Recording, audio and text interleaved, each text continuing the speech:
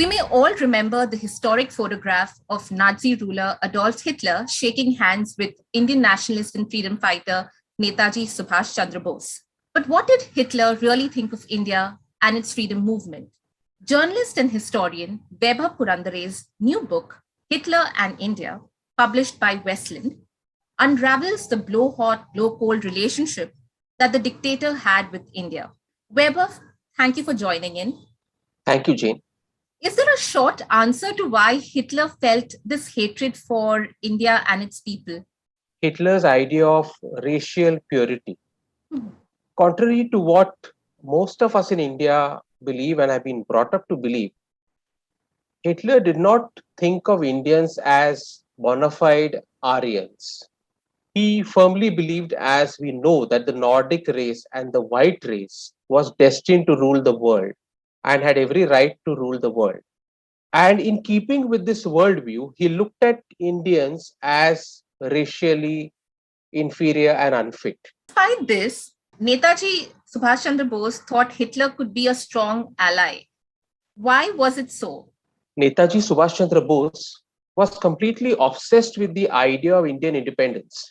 And in the 1930s, as Germany grew progressively stronger in the world, in 1939, hostilities with England and the Allies began.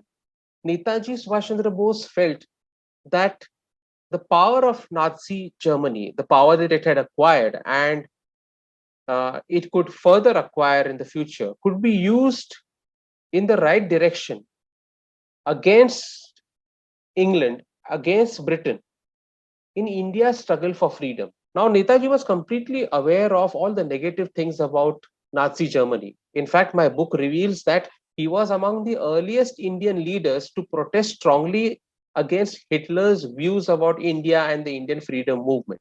But he looked at it from the point of view of political realism and looked at it as the enemy's enemy being turned into a friend, so that the helpless Indian people could get some assistance in their struggle for freedom, especially during a war when Britain was already under pressure. Hitler wasn't clearly a fan of Gandhi. What did Hitler really think of him? Well, Hitler had a fundamental opposition to Mahatma Gandhi, because Hitler was a believer in the method of murder and violence. And Gandhi, as we know, advocated non-violence. But Hitler would often get very angry when Gandhi was mentioned. And he thought that it was really monstrous that the Mahatma was admired so much in India and outside India. And there is a reference of a particular crisis in Germany in the 1920s, when there is a demand from many Germans that Germany should follow the path of civil disobedience, a path very similar to what Gandhi was advocating in India.